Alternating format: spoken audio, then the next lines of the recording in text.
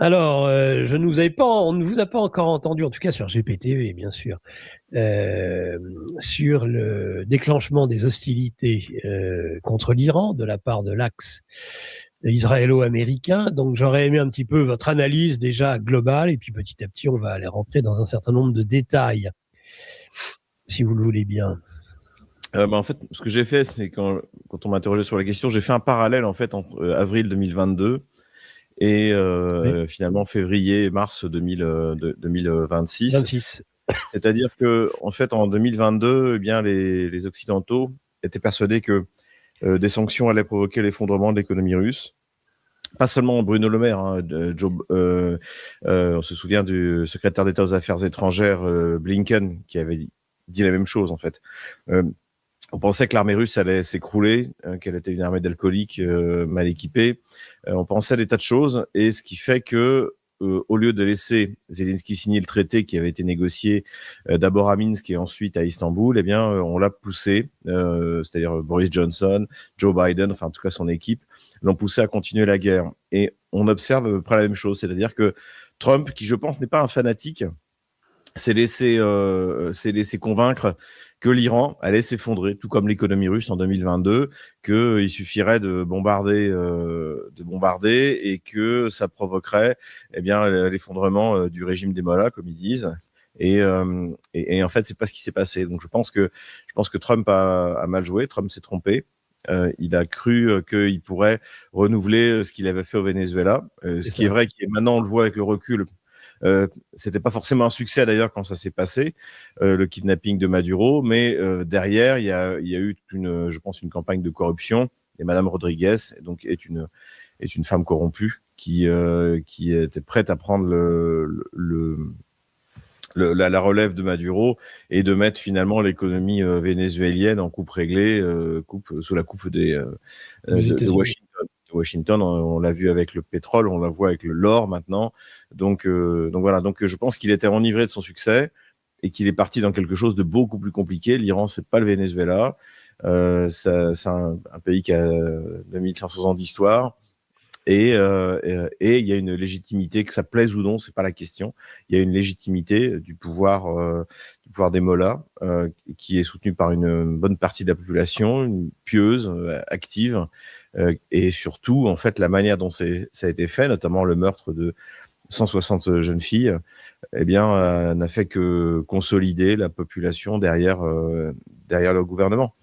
Donc voilà. Après, aujourd'hui, donc, qu'est-ce qui reste? Ben, il faut des troupes au sol. Parce que sans troupes au sol, en fait, il n'y a pas de changement de régime, de ce qu'on voit en Iran, en tout cas pas rapidement. Donc, ils sont en train d'en chercher, mais visiblement, les Kurdes, d'après Reuters, les Kurdes syriens ont recommandé aux Kurdes iraniens de ne pas bouger parce que finalement, les États-Unis sont l'allié fatal, hein, comme disait Kissinger. Et puis, les Azéris, il y a eu une conversation hier entre le président Aliyev azerbaïdjanais et Pezeshkian, le président iranien, et visiblement la tension est retombée. Je pense que comment ça s'appelle, Aliyev est parfaitement conscient que les attaques sur son sol sont des attaques sous faux drapeau israélien, donc il n'a pas l'intention d'y aller. Et ça devient très très risqué pour l'Azerbaïdjan, encore une fois, surtout qu'il faut quand même le rappeler, même s'il n'y a pas d'alliance militaire telle quelle, euh, l'Iran est un allié de la Russie, et l'Azerbaïdjan risquerait énormément à envoyer des troupes se battre en Iran. Comment s'appelle, la frontière entre la capitale azérie et la frontière russe, je crois qu'il y a 150 kilomètres. Mhm. C'est très risqué de la part de l'Azerbaïdjan de disperser ses forces. Voilà, c'est pas. Et il y a les Arméniens qui rêvent toujours d'une revanche. Et l'implication de l'Iran de l'Azerbaïdjan en Iran pourrait rebattre le rapport de force. Oui, d'ailleurs, est-ce qu'on peut considérer que c'est crédible une intervention terrestre, que ce soit en effet de proxy ou des Américains eux-mêmes, d'ailleurs? Des proxys, étant donné le point qu'on vient de faire maintenant, j'y crois pas Mhm. trop. Mhm. Euh, donc en plus, il faut savoir que parmi les pays qui sont frontaliers, donc il y a l'Azerbaïdjan, il y a l'Irak, mais l'Irak, grâce à l'intervention américaine, eh bien, c'est un régime chiite. Donc, ce sont des Arabes, ce ne sont pas des Perses, mais ce sont des chiites. Donc, le leader Al-Khamenei était aussi, on peut dire, un leader religieux pour les chiites irakiens. Donc ça, son meurtre est très mal passé. Et donc, je ne vois pas parmi les pays frontaliers qui pourrait mettre un pied au sol. Quand tu as envoyé, comme en Irak, c'est-à-dire une opération de débarquement ou tenter quelque chose comme ça, je n'y crois pas non plus, parce que l'Amérique d'aujourd'hui n'est pas celle de 2003, du point de vue de la puissance, du point de vue de la motivation, et surtout l'armée iranienne d'aujourd'hui n'est pas l'armée irakienne de 2003. Contrairement à ce qu'on nous faisait croire en 2003 que c'était déjà en 1990 que c'était la quatrième armée au monde, ce qui était complètement faux. Et là, en 2003, elle était largement affaiblie et il a quand même fallu déployer plus de 300 000 hommes. Les Américains étaient capables d'envoyer 250 000 soldats se battre, débarquer. Et ça, aujourd'hui, il y avait une coalition qui, à mon avis, aujourd'hui ne se renouvellera pas. Il y avait notamment des Polonais qui étaient très présents, qui ont dirigé une des régions d'occupation de l'Irak. Il y avait des Ukrainiens, il y avait différents pays qui là trouvaient tout à fait normal d'en envahir un autre. Donc ça, je pense que Washington ne pourra pas le reconstituer. Ensuite, il faudra mettre des bateaux, il faudrait faire un débarquement, puisqu'il n'y aura pas moyen de passer par un pays frontalier. Donc ça veut dire prendre des risques énormes, alors qu'on a vu que les Iraniens disposent de drones marins, de drones navals, notamment ils ont percuté avec un drone naval, ils ont percuté un tanker américain, enfin en tout cas des États-Unis. Donc en fait, ça va être extrêmement risqué. Les opérations de débarquement, c'est comme les opérations de franchissement de coupure humide. C'est là où on a des pertes. C'est pas pour rien qu'on appelait Omaha la sanglante le 6 juin 44, encore une fois. Donc je n'y crois pas trop. Je pense que là, la stratégie, c'est plutôt d'essayer de faire un tapis de bombe. Je pense qu'il n'y a pas de stratégie. D'ailleurs, c'est un peu quand on écoute notamment, j'ai oublié son nom, mais cette députée, cette membre du Parlement démocrate qui était effarée en sortant en disant en fait, ils n'ont pas de stratégie. La stratégie, c'est comme au Venezuela. C'est-à-dire qu'on n'a pas, on va régler l'affaire tellement rapidement qu'on va mettre les Américains devant le fait accompli et puis ce sera une démonstration de force qui va nous rendre extrêmement populaires. Bon, là, c'est un échec complet. Et les conséquences vont être, à mon avis, bien supérieures à celles de l'Ukraine. Là, je veux dire que la guerre en Iran a supplanté l'Ukraine du point de vue de la bascule du rapport de force à l'international. Les conséquences vont être c'est-à-dire sur un déclassement de l'Occident. C'est-à-dire que oui, c'est-à-dire que l'Ukraine finalement, en plus, Trump avait plutôt bien manœuvré, c'est-à-dire que la défaite d'une guerre qui avait été déclenchée par les États-Unis, finalement, allait porter sur les pays européens. Et oui, les Européens avaient beaucoup souffert économiquement des sanctions stupides qu'ils ont mis contre la Russie, mais ça se limitait finalement à l'Europe. Là, c'est le monde entier. C'est le monde entier parce que le poids de la part des hydrocarbures, que ce soit du gaz ou du pétrole du Moyen-Orient, c'est 20% à peu près. Et donc, c'est colossal, en fait, 20%. Quand il vous manque 20% sur un marché de produits, ça a des conséquences partout. Donc, ça a des conséquences à l'intérieur des États-Unis, puisque le carburant a augmenté de manière significative. Ça a des conséquences dans toute l'Europe, puisque mais je dirais à la limite, les Européens ont pris l'habitude de servir de punching ball à leurs élites, à leur classe dirigeante, mais qui n'en ont absolument rien à faire des conséquences économiques qui prennent des sanctions. Mais en plus des sanctions qui ont été prises contre la Russie, là, il y a les ravages que vont causer les pénuries d'hydrocarbures qui venaient du Golfe, dont l'Europe est un des principaux destinataires. Ceux qui seront le moins touchés, finalement, les Russes ne seront pas du tout touchés. Il y a des mesures qui sont en train d'être prises pour empêcher l'augmentation du prix à la pompe, puisque la Russie produit ce dont elle a besoin. Les Chinois vont être relativement préservés grâce à la Russie, c'est-à-dire qu'ils seront touchés incontestablement, mais ils seront relativement préservés, en tout cas pour un temps, puisqu'ils peuvent compter sur un fournisseur fiable qui est la Russie. Les Indiens sont en train de se précipiter pour acheter du pétrole russe, alors qu'ils avaient commencé alors, ils n'avaient pas complètement arrêté, hein. Il y a toujours moyen de contourner, de transférer les cargaisons d'un bateau à un autre. Washington est à ce point coincé que Trump a annoncé qu'il était question ce qui a déjà commencé d'ailleurs, puisqu'ils ont donné l'autorisation à l'Inde d'acheter du pétrole russe. Donc en fait les conséquences, en raison du poids des hydrocarbures de la région, vont être colossales. Et on n'est pas à l'abri d'un krach boursier. J'ai quelques amis qui sont dans ce domaine-là, qui m'ont dit qu'ils voyaient que les gros acteurs américains sont en train de préparer le pire. Donc pire, c'est 2007, quoi. C'est de nouveau, enfin 2008, pardon. Enfin, c'était déjà en préparation en 2007. Ouais. Mais donc les conséquences vont être catastrophiques, et en premier lieu pour l'Europe. Parce que nous sommes les plus exposés. Donc à moins de reprendre langue avec la Russie et d'essayer de construire un bloc économique européen qui soit autre chose que ce cauchemar qu'est l'Union européenne, et qui inclut la Russie, dont la Russie d'ailleurs sera leader. La Russie, en fait, est vouée à devenir le leader européen, de facto, du point de vue économique, du point de vue démographique, du point de vue de la formation des élites. C'est le modèle. Donc voilà. Donc les répercussions du conflit en Iran vont être colossales. Sauf si ce que l'on entend de la part de Trump se réalise, c'est-à-dire que la guerre se termine vite, mais on n'a pas du tout cette impression, bien au contraire. La seule manière dont je verrais que la guerre puisse se terminer vite, c'est l'intervention russe, c'est-à-dire que la Russie soit le médiateur. La Russie a un contrat de développement du nucléaire civil avec l'Iran, dans lequel il est noté noir sur blanc que si l'Iran tentait d'obtenir l'arme nucléaire, la Russie se retirerait. Donc la Russie a déjà, je dirais, un pied dans la place, et pourrait proposer sa médiation. D'ailleurs, hier, Trump a annoncé qu'il avait appelé Vladimir Poutine, donc de son initiative, et qu'ils ont parlé, bien sûr, de l'Ukraine, mais également de l'Iran.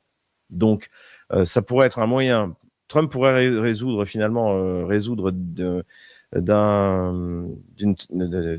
conflits en un seul, en faisant rentrer la Russie comme un médiateur, et puis en disant étant donné ce qu'a fait la Russie, les États-Unis se retirent du conflit définitivement, c'est-à-dire sans même vendre des armes. Et si le flux d'armement américain s'arrête, eh bien la guerre s'arrête en Ukraine.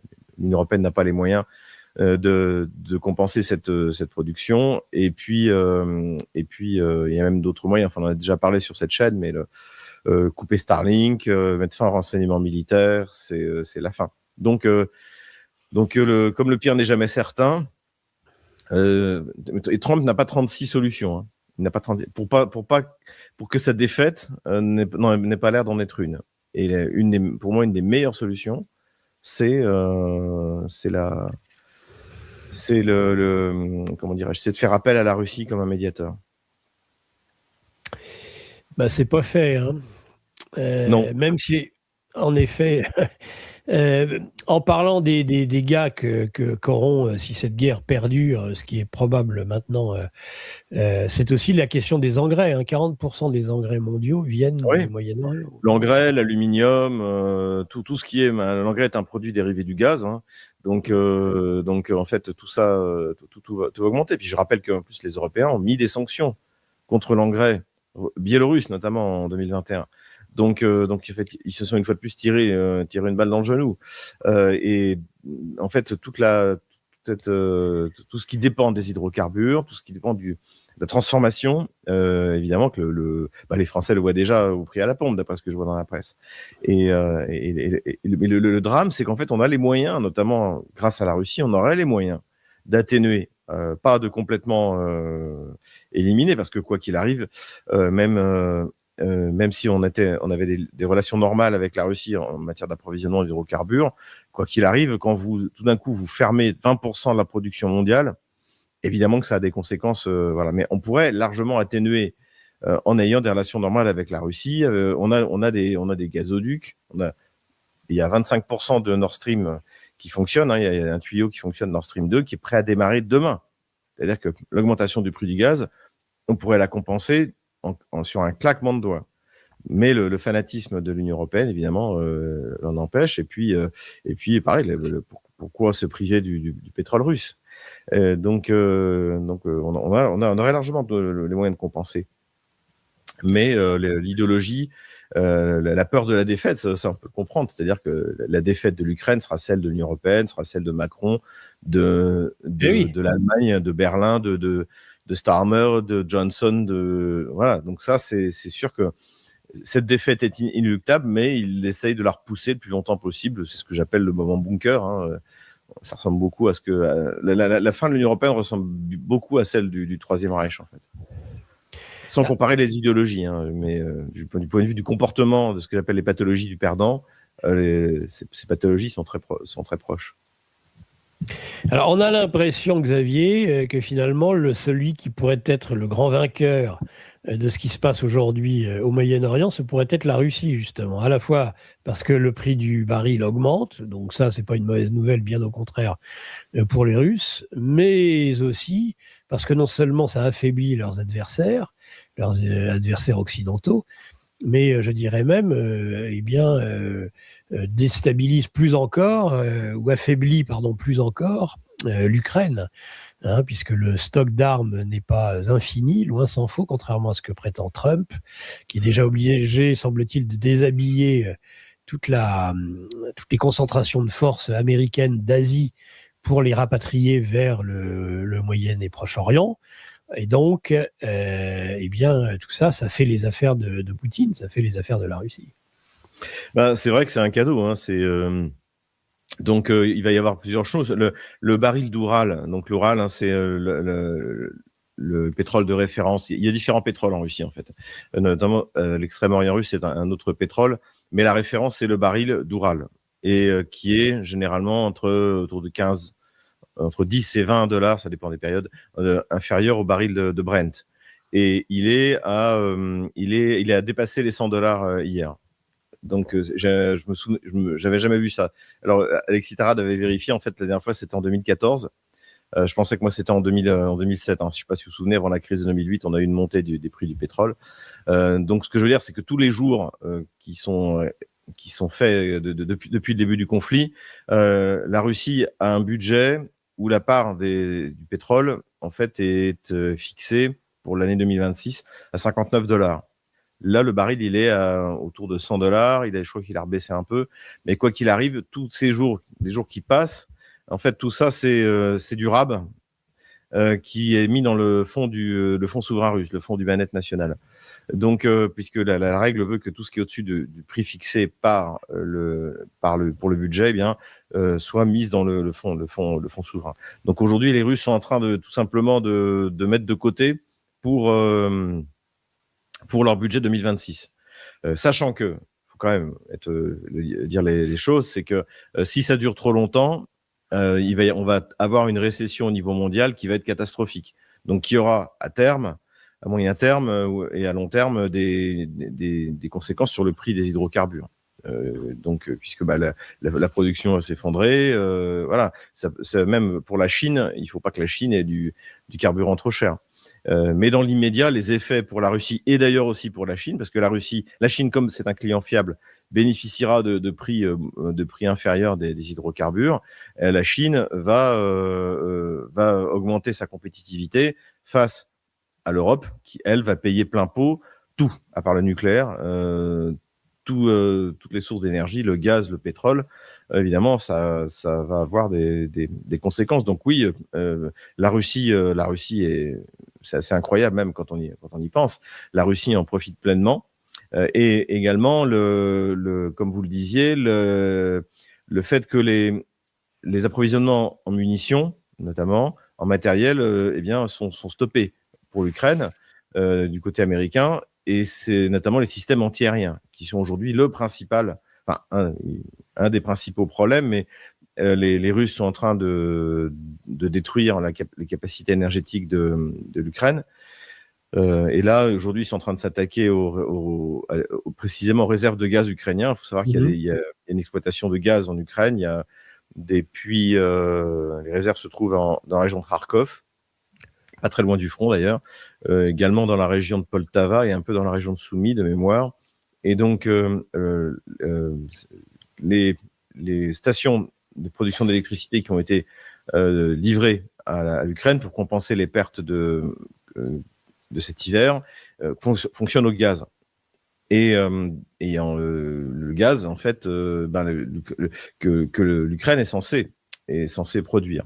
Et donc aujourd'hui, on voit très bien que les Russes sont en train de démanteler ces zones, ces installations de production de gaz et de transport. Et donc ça veut dire que, en fait, il n'y a plus rien. Il n'y a plus rien. Et il n'y a plus de système antiaérien. Et donc rien ne peut empêcher la Russie de le faire. Et en plus, le front avance, même s'il avance lentement, il avance. À terme, notamment, je parlais donc de ces principales réserves de gaz donc, qui sont dans la région de Kharkov. Les Russes pourront envoyer des bombes planantes et il n'y a plus rien qui va être produit. Plus rien. Donc pour les Russes, oui, c'est une très très bonne affaire du point de vue. C'est très cynique ce que je dis, mais tout le monde le dit. Il n'y a pas que moi qui le dis. C'est dans toute la presse. Même là, j'ai vu maintenant même dans la presse, la presse bourgeoise française, on le trouve. Mais c'était immédiatement dans la presse économique, dans le Financial Times, dans le Wall Street Journal, le New York Times. C'était de Télégraphe également. Enfin, on en parlait. Tout le monde dit que c'est pour la Russie, c'est du pain béni. Ouais, c'est du pain béni pour la Russie. C'est moins du pain béni pour les pays du Golfe, qui pourraient même, c'est une des rumeurs financières de prochaine faillite du système mondial, rapatrier ces centaines de milliards de dollars qu'ils investissent systématiquement aux États-Unis. Et quand on voit comment ils sont aujourd'hui durement touchés, sans franchement un soutien massif des Américains, ça pourrait aussi être un moyen de déstabilisation non seulement du Proche-Orient et Moyen-Orient, mais aussi des États-Unis. Oui, tout à fait. C'est le problème pour maintenant. Enfin, en fait, il faut voir que moi j'ai pas mal d'admiration pour les pays du Moyen-Orient, que ce soit les Émirats Arabes Unis, que ce soit l'Arabie Saoudite. C'est-à-dire que c'est quand même aujourd'hui, il y a un leadership dans ces pays qui a une vision. Alors évidemment, ça peut paraître quelquefois trop important, notamment le projet de ville en, comment dirais-je, espèce de ville ultra moderne sous forme d'un mur en Arabie Saoudite. Mais cela dit, ce sont, que ce soit Mohamed Ben Salman ou Mohamed Ben Zayed aux Émirats Arabes Unis, ils avaient une vision. Ils avaient une vision. Il faut se rendre compte de ce que c'est que les Émirats Arabes Unis. C'est 1971, ils trouvent du pétrole. En gros, les Émirats Arabes Unis ont une capacité de 3 millions de barils par jour, 3 millions et demi.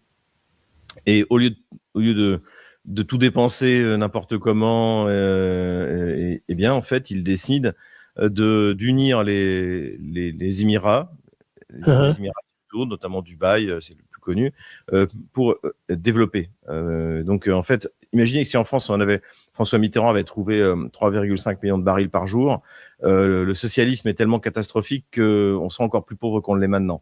Et pourtant, on est en train de battre des records. Mais ça s'est pas passé aux Émirats Arabes Unis. Il y a une vision pour construire une puissance économique qui soit pas d'ailleurs uniquement. Il y a le plus gros fonds souverain, c'est Moudaba, c'est fonds émirati, pour développer le pays et en dehors des hydrocarbures, parce qu'on se dit qu'un jour il y en aura plus. Donc d'ailleurs Dubaï en fait ça vit pas Abu Dhabi, oui c'est le pétrole, mais Dubaï c'est des services financiers, c'est du tourisme.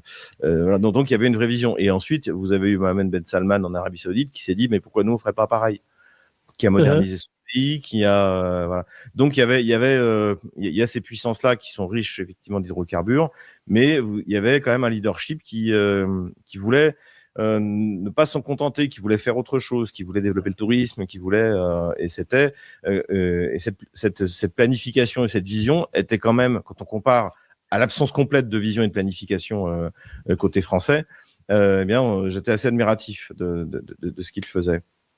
Et bien là, on en est tout ça risque d'être réduit à néant parce que tout simplement ces pays-là ne vont plus pouvoir exporter leur pétrole et surtout là ils sont en train d'arrêter la production. Donc pour relancer la production, ça quoi qu'il arrive, ça va prendre du temps. Le Qatar le Qatar a annoncé la fin de la production de gaz liquéfié. Si jamais Israël et Washington, enfin Tel Aviv et Washington continuent ces opérations, les Iraniens vont bombarder les installations pétrolières et donc ça prendra énormément de temps à être relancé. Donc ça va saboter tout le plan de développement de ces pays du Moyen-Orient, ce qui est vraiment ce qui est une perte. C'est une catastrophe. Et puis encore une fois, pour nous, ça va créer une pénurie qui va se prolonger. Et qui est dramatique pour nos économies, qui n'avait vraiment pas besoin de ça. La guerre contre la Russie nous a déjà coûté extrêmement cher. Le socialisme en France, en fait, nous coûte extrêmement cher. Si en plus on a encore eu un choc pétrolier. Alors, on parle de choc pétrolier dans la presse, notamment la presse économique. On parle de choc pétrolier quand même. Ça nous renvoie à 73-74. Tout à fait. Il y a ce côté choc pétrolier et puis il y a ces promesses de financement, d'investissement des pays du Golfe vers les États-Unis. Oui. Ces centaines de milliards qui pourraient finalement s'envoler. Ce serait une catastrophe. C'est pour ça que je dis que c'est quand même une bascule du monde qui devrait faire réfléchir notamment des pays comme la Pologne qui ont des bases américaines chez eux. C'est-à-dire que avoir une base américaine chez soi, c'était une garantie de sécurité. Désormais, c'est non seulement vous êtes pas même si vous payez cher, votre sécurité n'est pas garantie parce que vous n'êtes pas prioritaire, notamment pour les moyens de lutte anti-aérienne. La priorité, c'est Israël dans la région pour Washington. Et en plus, la personne qui était censée vous protéger vous attire des ennuis. L'Iran n'aurait jamais bombardé les territoires des Émirats, de Bahreïn, du Qatar, de l'Arabie Saoudite, si les Américains n'avaient pas attaqué l'Iran pour faire plaisir à Israël. C'est ça la vérité. Donc en fait, j'espère, et ce sera une bonne chose également, c'est que les pays du Golfe en tirent la conclusion qu'il est temps de fermer les bases américaines, des bases étrangères sur son sol. De toute manière, une base étrangère sur son sol, c'est une perte de souveraineté monumentale. C'est pour ça que le général de Gaulle nous en a débarrassé en 1966. Et on voit que finalement, le fait d'avoir, encore une fois, les États-Unis sur son sol, ça ne sert à rien. Le fait d'acheter des bons du Trésor américain qui en fait ne valent rien, ça ne sert à rien non plus parce que encore une fois, on a un déclassement complet de la puissance américaine militaire, de la puissance économique, voilà. La position de la France, 8 frégates, 2 porte-hélicoptères amphibies, un porte-avions, le porte-avions, je dirais plutôt. Macron veut sa guerre. Quel est le sens de son discours d'hier ? Ça veut dire qu'il ne connaît pas la géographie, parce qu'on voyait, même les Américains n'envoient pas leur porte-avions à proximité du détroit d'Ormuz. C'est le meilleur moyen de se faire détruire. On ne va pas faire grand-chose. Et en plus, il faut savoir une chose, c'est qu'on n'en a qu'un. Donc, il était déjà en train de manœuvrer dans l'Atlantique. Normalement, il peut être en mer 6 mois. Alors, j'imagine qu'on va essayer de le faire durer le plus longtemps possible. Mais c'est-à-dire qu'on va arriver, si vous vous souvenez, c'était ce qui s'était passé lorsque c'était François Hollande, la gauche c'est la guerre, comme j'ai écrit. La gauche française, c'est la guerre. François Hollande voulait bombarder la Syrie. Ça devait être en 2000, c'est sous Obama. Je me souviens plus quand c'était exactement, 2016 ou 2017. Oui, 2016. Oui. 2016. Et seulement à l'époque, le porte-avions français était en maintenance, donc on s'était retrouvé tout seul avec le Chevalier Paul, qui était un bateau de transmission. Et puis quand Obama a dit non, finalement j'y vais pas, on s'était retrouvé tout seul comme des idiots. Donc je pense qu'on va assister à quelque chose d'à peu près semblable. On n'a absolument aucun intérêt à s'impliquer dans ce conflit, pas plus que dans le conflit ukrainien d'ailleurs. La France a peu d'intérêt. Elle a quelques alliances, elle a une base à Doha. Le Qatar est un acheteur de Rafale, donc voilà. Mais dans la mesure où, d'ailleurs, Macron l'a dit avec beaucoup de naïveté en disant « on m'a même pas prévenu ». Donc, dans la mesure où on n'est pas partie prenante dans ce conflit-là, on ne devrait même pas bouger, même pas.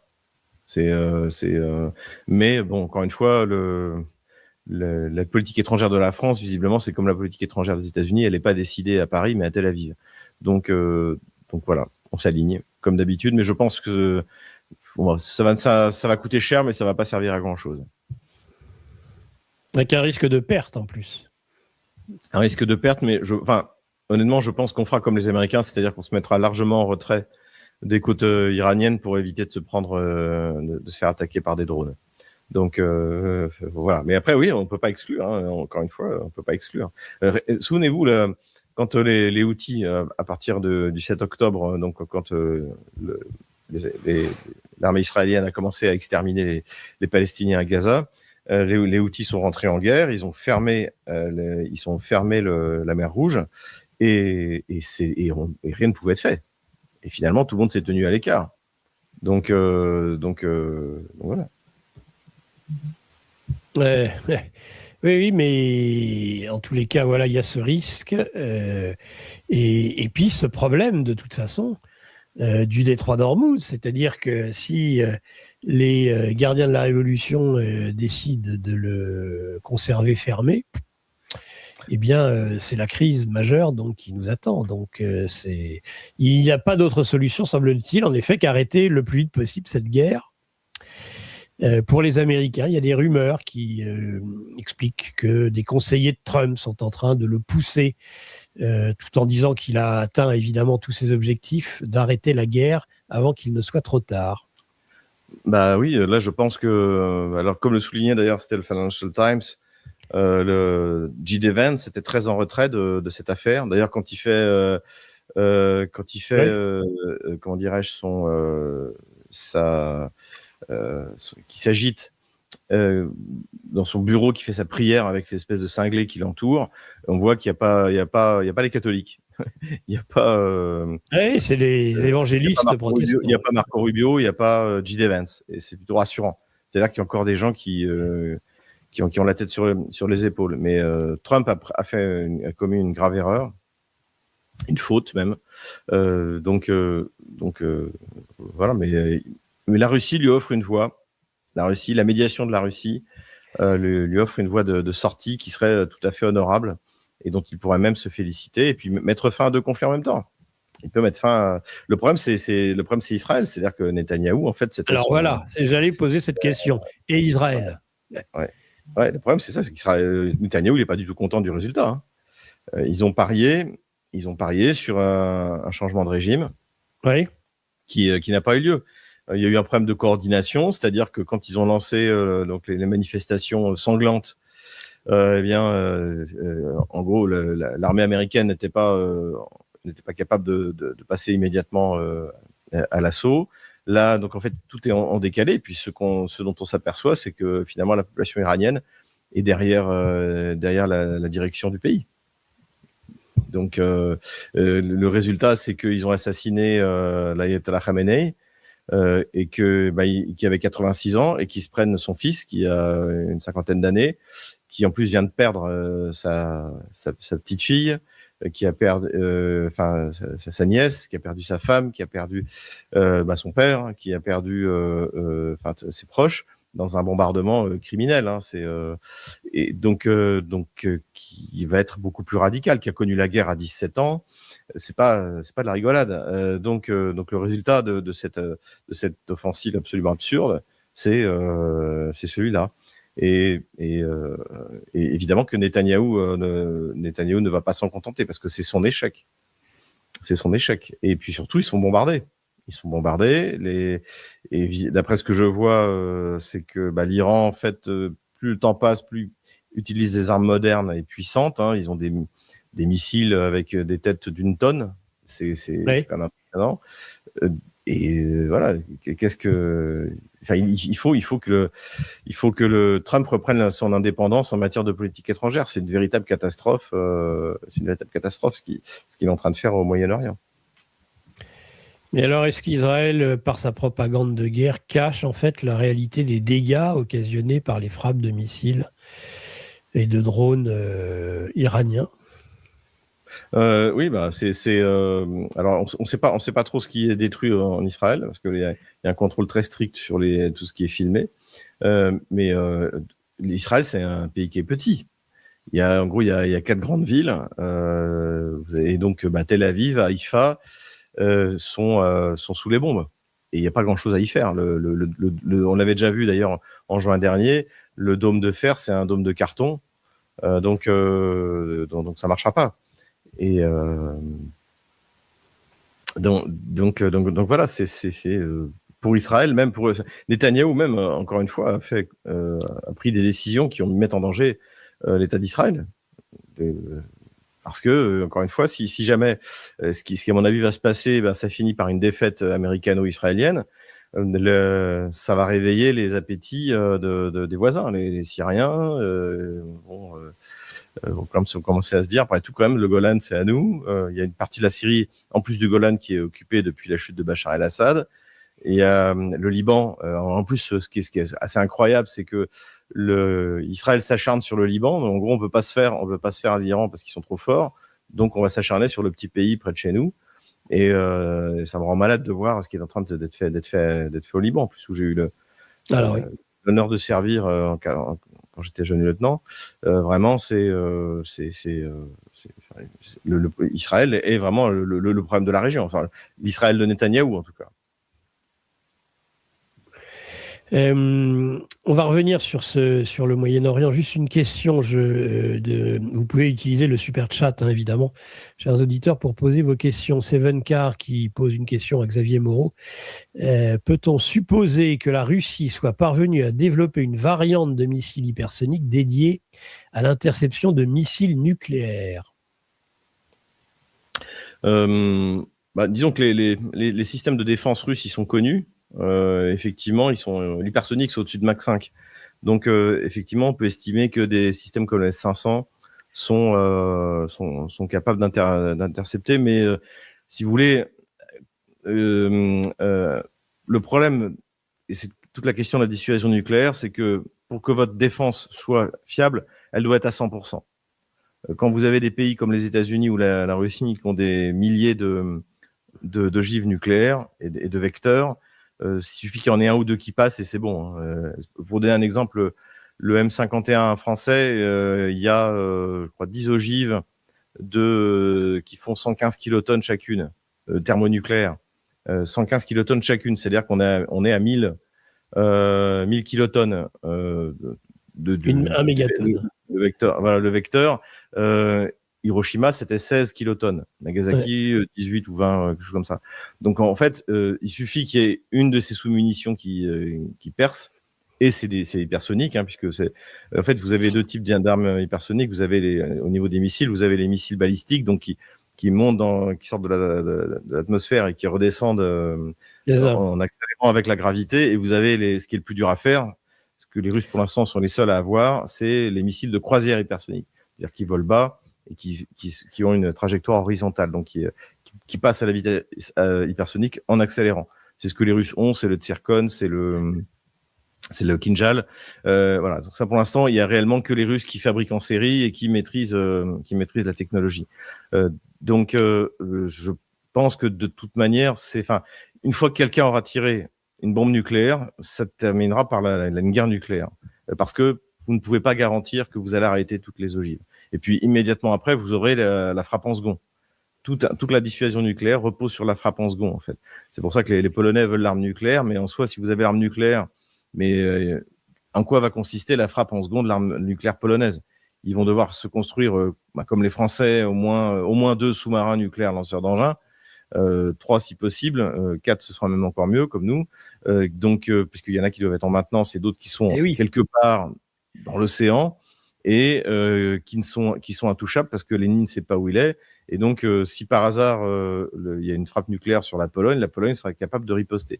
Mais avant qu'ils atteignent ce niveau de dissuasion, il y a de l'eau qui coulera sous les ponts. Si jamais ils font comme nous on avait pendant la guerre froide, le plateau d'Albion, c'est-à-dire des silos avec des missiles nucléaires, ils seront bien sûr repérés par les adversaires potentiels de la Pologne, essentiellement la Russie. Et en cas d'escalade nucléaire, immédiatement, les silos seront détruits. Et la Pologne aussi. Donc, la force, en fait, de la dissuasion française, c'est la composante sous-marine. Hein, on a également une composante qui est aérienne. On a le SNLE, non. Non, c'est le missile nucléaire. Ah, un missile, non, c'est autre chose. LMP, voilà. Mhm. Qui est un missile alors on dit nucléaire tactique, en fait ça veut rien dire, qui peut porter à 500 km. Donc c'est-à-dire qu'il faudrait si on voulait par exemple le tirer sur Moscou, il faudrait qu'on pénètre l'espace aérien ukrainien et qu'on arrive et que même qu'on pénètre l'espace aérien russe. Donc c'est plutôt comme d'ailleurs dans la doctrine française on appelle ça l'ultime avertissement, c'est-à-dire que le cas échéant, si quelqu'un nous veut du mal, eh ben on va tirer un missile de, entre guillemets, faible capacité, mais Ouais. limite au milieu de l'océan, pour montrer qu'on est prêt à utiliser l'arme nucléaire. C'est ça. Donc encore une fois, je pense que la question qui est posée sur le fait d'intercepter des ogives nucléaires, si les Américains lancent des ogives nucléaires, les Russes essaieront évidemment de les intercepter, mais immédiatement, il y aura une réponse en second et ce sera la fin du monde. Parce que les Américains, eux aussi, ont des sous-marins nucléaires lanceurs d'engins voilà, je crois que je sais plus qui disait, c'était Einstein. Je sais pas je sais pas à quoi ressemblera la Troisième Guerre mondiale, mais je sais à quoi ressemblera la quatrième et on se battra avec des pelles et des pioches. Parce que ça sera la fin du monde. Donc, Ouais. je sais pas qui gagnera la Troisième Guerre mondiale, qui sera nucléaire, mais je sais avec quoi on se battra dans la quatrième. Et effectivement, ce sera la fin du monde, en fait. Est-ce que pour parler justement de ces extrémités, si perdu pour perdu, l'Occident, voyant ces défaites s'accumuler, Ukraine, maintenant Proche-Orient, est-ce qu'elle pourrait être tentée justement par, non pas obligatoirement des frappes nucléaires massives, mais quelque chose qui permettrait justement de frapper au cœur, que ce soit la Russie, ou l'utilisation, voyant les Israéliens, voyant en effet que ce changement de régime n'arrive pas, et voyant les Américains vouloir se désengager en Iran, justement enclencher une frappe nucléaire, comme semble-t-il, ils en font le chantage de temps en temps. Alors, en ce qui concerne l'Iran, c'est loin d'être impossible, malheureusement, notamment avec quelqu'un comme Netanyahou, puisque Israël Ouais. détient l'arme nucléaire. Le problème, c'est que à mon avis, ce serait synonyme de fin de l'État d'Israël, de bombarder un pays qui vous a pas bombardé avec du nucléaire. En principe, le nucléaire, c'est pour se protéger, Oui. et la dissuasion, c'est pour se protéger soi-même du nucléaire, ou alors, comme c'est le cas dans la doctrine française et russe notamment, c'est-à-dire si tout d'un coup, l'ennemi est porte de Moscou. Où là, en gros, vous n'avez plus rien à perdre, il fallait pas venir. Voilà. Mais le problème, c'est qu'on ne sait pas ce que veut faire Israël de ses armes nucléaires. Et c'est vrai que, perdu pour perdu, Netanyahou pourrait très bien tenter cette escalade. Mais ce serait quand même mettre en danger l'État d'Israël. Et puis, je pense que plus personne ne pourrait jamais être l'allié d'Israël, d'autant plus que l'Iran n'a pas d'armes nucléaires. Mais on peut pas l'exclure. Encore une fois, on a en face de nous des gens qui sont des fanatiques. Et malheureusement, on ne peut pas l'exclure. Du côté américain, je pense pas. Je pense pas qu'ils utilisent armes nucléaires. Alors, sur le théâtre d'opération ukrainien, la seule manière que je verrais, c'est le fait que, par exemple, l'Angleterre ou la France, le régime d'Emmanuel Macron, transmettent des armes nucléaires pour être utilisées contre la Russie. Mais là, il n'y a pas très longtemps, le SVR, le service d'enseignement extérieur, a annoncé que c'était des choses qui étaient en discussion en ce moment entre Kiev, Paris et l'Angleterre.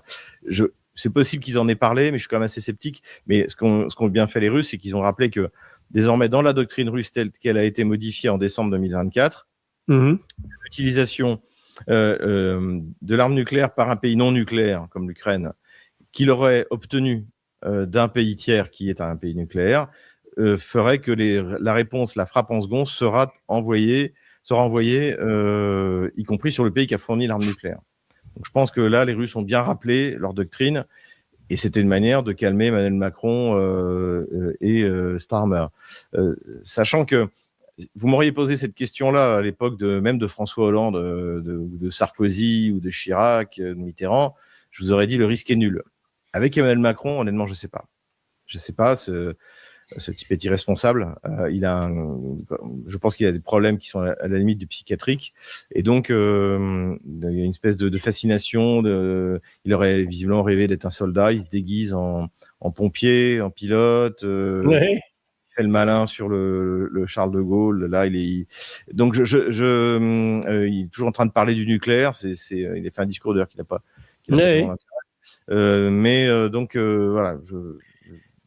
Il est temps que Macron parte. Je pense que c'est vraiment c'est quelqu'un de dangereux. C'est dangereux pour tout le monde, pour les Français. Ça va de soi. Mais même, je pense que c'est quelqu'un de dangereux. Donc on peut rien exclure. Alors justement, et on peut rien exclure, et que ce soit vis-à-vis et là plutôt vis-à-vis de la Russie, j'imagine. Là, ce serait c'est-à-dire transmettre une arme nucléaire. Encore une fois, le nucléaire militaire en France, c'est un État dans l'État, donc c'est pas non plus. Je pense qu'ils se laisseront pas faire. Il est quand même le président de la 5e, donc il peut faire à peu près ce qu'il veut. Donc, voilà. Encore une fois, avec Emmanuel Macron, on ne sait pas. C'est quelqu'un de gros problèmes, je pense, personnels, et on ne sait pas jusqu'où il ira.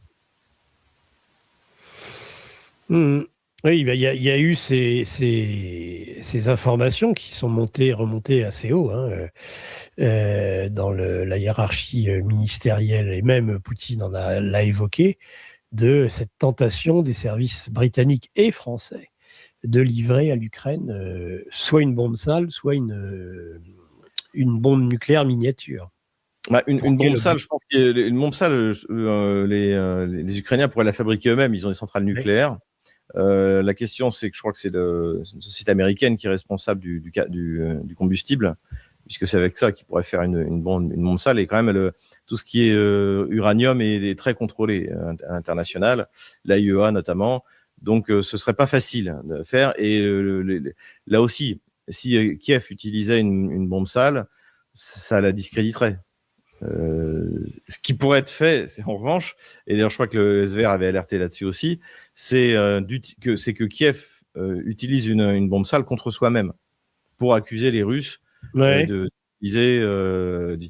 l'utiliser. Donc on a eu le faux massacre de Boutcha, on a eu les faux 20 000 enfants qui sont en fait 339 et qui en fait n'ont pas été enlevés. Donc voilà, c'est un pays qui est au bord de la défaite, comme c'est le cas de l'Ukraine et de manière globale de l'Union européenne. Ça peut prendre des décisions qui sont dangereuses. Alors voilà, sachant qu'en fait, Macron pourrait, dans son délire, être soutenu en sous-main, c'est-à-dire il utiliserait, on peut imaginer que certains intérêts américains ou même israéliens puissent se servir d'un proxy français, justement, pour s'éviter justement les foudres de la Russie. Mais la France, elle, en subirait les conséquences. Et Macron étant fou, semble-t-il extrêmement dangereux, et c'est pas semble-t-il d'ailleurs, il faut en effet on peut craindre le pire, et à mon avis rapidement, parce que c'est maintenant que se jouent les choses. Macron est dangereux. Elle a lieu maintenant. Surtout, Macron est dangereux, et surtout, il est à moins de 20% dans les sondages. La fin de son règne est tout simplement catastrophique. Et en plus, c'est un sociopathe. Il n'en a absolument rien à faire des Français. C'est sûr. Une intolérance à la frustration, comme disait ce psychiatre qui l'avait très bien analysé dès 2017. Zégatori, oui. Il a une intolérance à la frustration, et là, il va se prendre son règne va se finir par une raclée militaire, par une catastrophe économique, etc., etc. Et donc, il peut peut-être faire tapis, quoi. Tout est malheureusement, on est en danger. Et Emmanuel Macron nous met en danger, c'est incontestable. Oui, Macron met en danger. C'est ce qu'avait dit Segatori. D'ailleurs, il a fait 2 interviews, une en 2017 et une en 2022. En 2017, il disait « Faites attention, Français, vous êtes en danger ». Et en 2022, il avait dit « Je m'étais trompé, il n'y a pas que les Français qui sont en danger. Macron met en danger le monde entier, en tout cas l'Europe entière. » Ouais, c'est clair. On a encore un an à tenir, et il y a quoi s'inquiéter. Oui, tout à fait. Pour revenir au conflit en tant que tel au Moyen-Orient, quelle est l'objectif d'Israël dans ce conflit était-ce uniquement parce il y a en effet est attaqué en même temps le Hezbollah à Beyrouth et au Liban. Quel est l'objectif recherché par Netanyahou? En a-t-il un, ou est-ce seulement aussi la volonté de survivre politiquement par la guerre de ce déclenchement des conflits? A-t-il comme seul objectif le renversement du régime des Mollahs, ou bien est-ce que ça va au-delà? Je pense que c'était l'objectif principal, et accessoirement, il n'aurait pas été contre un découpage de l'Iran. Ouais, Notamment en morcellement de l'Iran. on parlait au début de l'entretien, en s'appuyant sur les minorités azéries et kurdes. Je pense que c'était ça. Je pense que le but de Netanyahou en particulier, d'Israël en général, c'est de ne pas avoir de grande puissance dans la région. Et l'Iran, et bien sûr, depuis la révolution de 1979, est devenu, où l'antisionisme est devenu structurel chez les élites dirigeantes iraniennes. Évidemment que l'Iran est l'adversaire numéro un. Il faut se rappeler quand même que l'Irak, l'opération en Irak, c'était aussi pour chasser un ennemi d'Israël. C'était arrêté, comme qui était Saddam Hussein. Donc Saddam Hussein était un soutien des Palestiniens, était un soutien du monde arabe, donc ça lui a coûté sa place. Alors ça n'a pas été une grande réussite parce que, d'un certain côté, si, c'est-à-dire que ça a énormément appauvri le pays. Vous avez maintenant un Kurdistan irakien, mais malgré tout, le gros problème, c'est que dans la mesure où les sunnites étaient minoritaires, l'arrivée et la mise en place d'une démocratie sur le modèle du vote majoritaire, désormais, l'Irak est un pays chiite. Et donc, il y a d'ailleurs une bonne partie de la population qui est furieuse de l'assassinat de l'ayatollah Khamenei, et donc c'est mal joué, quoi. Oui, alors voilà, il y a cet aspect-là, en effet, ouais, tout à fait. Il y a un acteur de ce conflit, enfin un acteur, en tout cas un témoin de ce conflit dont on parle peu, comme c'était déjà le cas au Venezuela. Ils se font très discrets, ce sont les Chinois. Oui, les Chinois sont concernés au premier chef, puisque notamment c'est des acheteurs. Alors même si c'est pas sous le nom de l'Iran, je pense que ça passe par la Malaisie en fait, de pétrole iranien. Et donc effectivement pour eux c'est un enjeu important, et en plus l'Iran est une pièce maîtresse dans les BRICS. Donc la Chine a tout intérêt effectivement à ce que la direction du pays actuel tienne bon. Donc vraisemblablement il y a eu des transferts de technologie, d'armement, mais bon, ça de toute manière tous les armements dans le monde ont des sous-ensembles chinois. Donc à commencer par les armements américains. Donc effectivement, ce qui est clair, c'est que, cela dit, on a retrouvé notamment dans les Shahed iraniens, on a retrouvé des sous-ensembles électroniques russes. Et ça venait pas des machines à laver, oui. Oui. Les Russes ont largement modernisé les Shahed pour eux-mêmes, donc ils ont mis un réacteur, ils ont modernisé l'électronique, et comme je l'avais expliqué d'ailleurs dans mon livre Ukraine, pourquoi la Russie a gagné, les Russes produisent eux-mêmes l'électronique. Alors c'est pas de la très basse nanométrie, c'est pas pour faire fabriquer un smartphone, mais mais dans un missile, ça fait très bien l'affaire. Dans un Shahed, un hélicoptère, un avion, c'est largement suffisant. Donc oui, la Chine joue un rôle clé. Alors c'est à la chinoise, c'est-à-dire que ça sera jamais public, mais il est évident qu'il doit y avoir un soutien quelque part, et que d'ailleurs entre le mois de juin et l'échec de la guerre des 12 jours et aujourd'hui, la Chine et la Russie ont dû largement contribuer à aider l'Iran. Et d'ailleurs, c'était hier, Vladimir Poutine a félicité le nouveau l'ayatollah Khamenei de son élection. Les Chinois ont été plus prudents. D'ailleurs, le ministre des Affaires étrangères ou le porte-parole des Affaires étrangères chinois a dit de toute manière, c'est une affaire interne à l'Iran, ça nous concerne pas. Oui, ils sont prudents. Très prudents. Ça, faut en parler avec Laurent Michelon, l'excellent Laurent Michelon, qui est le meilleur spécialiste français de la Chine. Ça s'appelle la voie médiane en chinois, c'est-à-dire absolument éviter le conflit. toujours trouver un compromis, même si un compromis un peu défavorable, c'est pas grave. Mais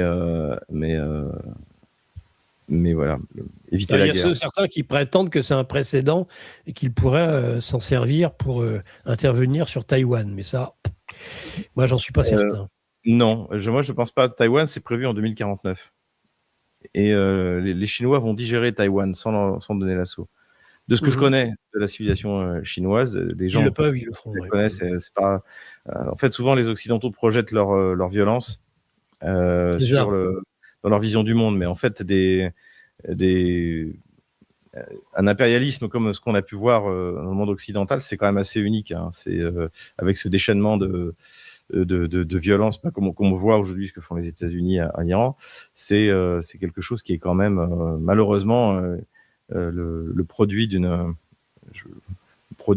civilisation qui se considère comme élue, le destiné manifeste encore une fois, et qui se croit tout permis et qui en plus jusqu'à aujourd'hui avait les moyens technologiques de dominer complètement. La guerre en 1990 91 contre l'Irak, celle de 2003, a montré que l'armée irakienne était supérieure en nombre à l'armée coalisée. Hein. Pourtant, elle s'est fait balayer parce que la domination aérienne était totale. Voilà. Et aujourd'hui, cette suprématie aérienne ne peut plus être atteinte à cause des systèmes antiaériens, à cause aussi du fait qu'on n'est plus prêt à perdre autant d'hommes qu'on était prêt à le perdre avant. Donc, cette espèce de bascule fait que on a toujours les mêmes, toujours les mêmes velléités impérialistes, mais on n'en a plus les moyens ni économiques ni militaires.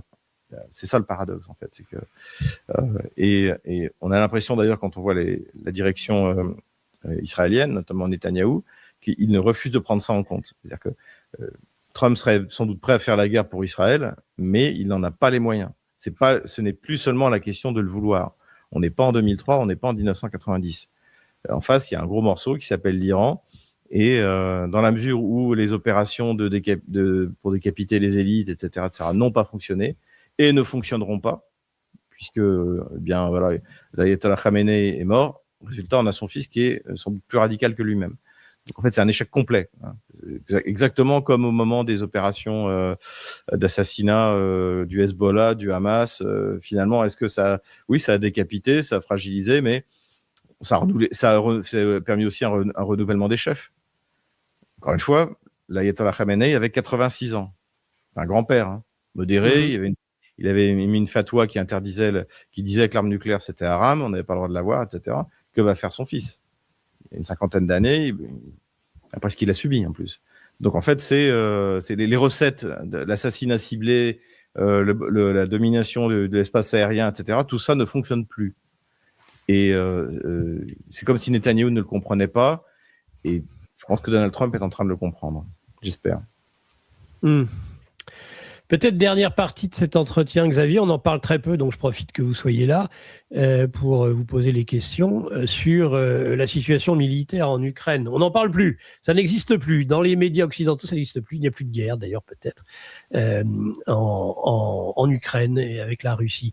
Où on est là, on a l'impression que alors certains parlent d'offensive de printemps, Zelensky, par exemple. À votre avis ? Oui, c'est pas que Zelensky, hein, la plupart des experts militaires. On est en fait au moment du dégel de la fameuse Rasputitsa. Donc manœuvrer est beaucoup plus compliqué, d'autant plus que contrairement à d'autres années, il n'y a pas de combat dans des villes, dans des grandes villes, parce qu'en fait vous pouvez manœuvrer, et combattre pendant la Rasputitsa si vous êtes dans une ville, puisque le fait d'avoir le sol détrempé qui vous enfoncez jusqu'aux fesses, en ville, non, tout est bétumé, asphalté, donc on peut le faire. Par exemple, la bataille de Bakhmout avait eu lieu de novembre 2022 jusqu'à mai 2023 où les Russes l'avaient remportée, et en fait elle avait pu se dérouler même pendant donc la période du dégel parce que c'était en ville. Donc là, quand vous regardez la ligne de front, il y a rien, quasiment rien en ville, où c'est des petites localités. Donc en fait la Rasputitsa joue un rôle beaucoup plus important. Ça n'empêche que les Russes continuent d'avancer et de préparer effectivement ce qui pourrait être une offensive de printemps. Ce qui est clair, c'est qu'au printemps, le mouvement va reprendre de plus belle. Voilà. Mais là, en ce moment, c'est vraiment la gadoue. Donc ça avance à certains endroits, notamment autour de dans la direction de Slaviansk, Kramatorsk. Je pense que c'est là qu'on a les avancées les plus intéressantes. Du côté de Kherson, ça s'est un peu ralenti. Donc il y a eu la fameuse contre-offensive ukrainienne qui est un fiasco monumental et qui a coûté cher une fois de plus. Voilà. Donc là, mais c'est vrai qu'en ce moment, même si les Russes continuent à avancer toutes les semaines, je le vois sur ma carte, il y a une localité qui est prise, etc. Ce qui est intéressant aussi, c'est que le front au nord, dans la région de Soumy et de Kharkov, semble vouloir s'animer. Donc on peut très bien avoir une offensive qui partirait de là. D'autant plus que pour moi, Kharkov est un objectif atteignable par les Russes. Et qui marquerait si les Russes, encore une fois, s'emparaient notamment de la ville de Kharkov, ou réussissaient un grand encerclement, etc., mettaient en œuvre un référendum, ça pourrait être un nouveau territoire qui serait rattaché à la Russie avant le traité de paix. Donc tout est possible, et je pense que les Russes, encore une fois, ont la capacité d'attaquer à peu près là où ils veulent, puisque ce qu'on observe aussi, c'est le problème des réserves de Kiev.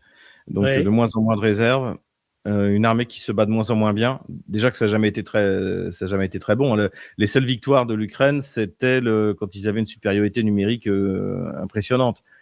C'était le cas fin 2022. Donc c'était pas des grandes manœuvres. Hein. C'est plutôt les Russes qui ont bien manœuvré d'ailleurs en retraitant. Mais l'armée ukrainienne s'est jamais vraiment bien battue et c'est de moins en moins bon. Et notamment au niveau du soldat individuel. Bon, ça c'est aussi lié à la forme de recrutement. C'est-à-dire que les gens sont capturés dans la rue, envoyés sur le front. Et ils sont pas motivés du tout. Donc des unités capables d'affronter efficacement l'armée russe, il y en a de moins en moins. Et surtout, Kiev les utilise ses forces spéciales comme des troupes d'assaut. Ce que les Russes avaient été obligés de faire en 2022. Et ce qui était le problème, c'est-à-dire que donc ces forces sont bien équipées, très motivées, mais une fois qu'elles ont pris les positions, il faut de l'infanterie motorisée pour occuper ces positions. Et ça, c'est ce qui manquait à la Russie en 2022. C'est pour ça qu'il y a eu la mobilisation, etc. Mais là, à Kiev, en fait, ils ont envoyé, notamment pour avoir un moment TikTok, ils ont envoyé leurs meilleures unités à l'assaut des lignes russes, qui étaient parfaitement bien organisées. Et ça leur a coûté très cher. Et de toute manière, là, même quand ils arrivent à prendre des positions, il n'y a pas d'infanterie motorisée pour les occuper, pour que l'EAP puisse se retirer et se restaurer et puis pouvoir repartir à l'assaut. Donc en fait, tout est utilisé en dépit du bon sens. Et donc ça, je crois que ce qu'on voit, c'est que encore une fois, l'armée ukrainienne, je parle techniquement, c'est jamais très bien battue. L'état-major otano-kievien est en dessous de tout depuis le début, ils sont nuls. Mais là, ça devient vraiment, ça se voit à un point qui est vraiment problématique pour le régime 2, qui va falloir qu'en plus du côté russe, on observe exactement l'inverse. C'est-à-dire professionnalisation, des recrues jeunes, motivées, amalgame avec les vétérans qui ont déjà de l'expérience. Donc on a une armée qui atteint la perfection en fait, côté russe. L'état-major fonctionne de mieux en mieux, le matériel arrive. C'était intéressant parce que j'avais lu une critique, puisque le budget militaire de la Russie a baissé en fait. À dire oui, c'est faux, les chiffres sont faux, etc. Non, ce qui se passe, c'est que les Russes ont fait un budget de rattrapage à partir de 2022 pour relancer toutes les usines qui étaétaient mises en sommeil pour passer sur une guerre de haute intensité. Maintenant, cet investissement, il a été fait. Maintenant, on déroule. Donc oui, même si la guerre continue, la Russie va dépenser moins d'argent dans sa défense. Donc voilà un peu ce qu'on peut dire, mais oui, je pense qu'il va se passer quelque chose d'intéressant au printemps, c'est sûr. Au printemps. Ouais. Dès que le sol sera un peu consolidé, on va avoir des choses intéressantes. Pour en finir une fois pour toutes avec le Donbass, peut-être. Le Donbass, je pense que c'est depuis le début, de toute manière, c'est ce que je l'ai écrit dans mon livre, l'objectif n'a jamais été Kiev, l'objectif c'était le Donbass. D'ailleurs, c'est là immédiatement la prise de Mariupol, qui a été l'offensive sur Volnovakha, la prise de Mariupol, on voyait bien que c'était le Donbass qui était l'objectif. Mais encore une fois, faut bien rappeler que le Donbass, c'est une chose, mais il y a deux régions encore qui sont partiellement occupées par Kiev, la région de Kherson et la région de Zaporozhye, qui sont aussi des territoires russes désormais. Donc quoi qu'il arrive, il y a des choses qui seront réglées au moment de la trêve, donc qui normalement à mon avis sera déclarée quand l'armée ottano-kievienne aura quitté le Donbass, soit parce que les Russes leur ont botté les fesses, soit parce que finalement Zelensky aura décidé de le faire, parce qu'il peut plus tenir. Mais c'est pas fini. Du point de vue territorial, Zaporozhye et Kherson sont également des territoires russes et ils devront être cédés. L'Ukraine sera décentralisée. Il y aura des élections pour la première fois depuis 1991 qui seront fiables. Et puis démilitarisation, dénazification, etc., etc. Peut-être cette année. Incontestablement, le conflit iranien est un accélérateur. Hein. Oui. Ben oui. Là, on sent que l'Ukraine n'a déjà plus, mais aura de moins en moins justement, entre autres, d'intercepteurs ou de capacités à répondre. Parce qu'en effet, c'est pas, les réserves de matériel militaire ne sont pas extensibles à l'infini. Exactement. C'est le moins qu'on puisse dire. Bon, bah écoutez, on a fait un tour complet. Xavier, je pense... Est-ce que vous voulez un mot de conclusion ou quelque chose sur la France, les élections municipales? Je suis persuadé que ça vous passionne. Et ça m'intéresse parce que je pense qu'au niveau national, il n'y a pas grand-chose à faire, tout est sous contrôle, mais au niveau municipal, étant donné les temps difficiles que la France va traverser, les structures au niveau local, à mon avis, vont jouer un rôle fondamental. Donc, j'espère. Et surtout, par exemple, l'élection présidentielle, il n'y aura aucun candidat qui va... Alors, il y a des petits candidats souverainistes que j'aime bien, mais globalement, sur les gros candidats, il n'y en aura aucun qui représentera un espoir pour la France et pour les Français. Mais par exemple, un parti comme le Rassemblement national, moi, j'ai des amis qui y sont, et je serais ravi qu'ils soient réélus députés, élus locaux. Donc, c'est pas inintéressant. On va voir ce que ça donne.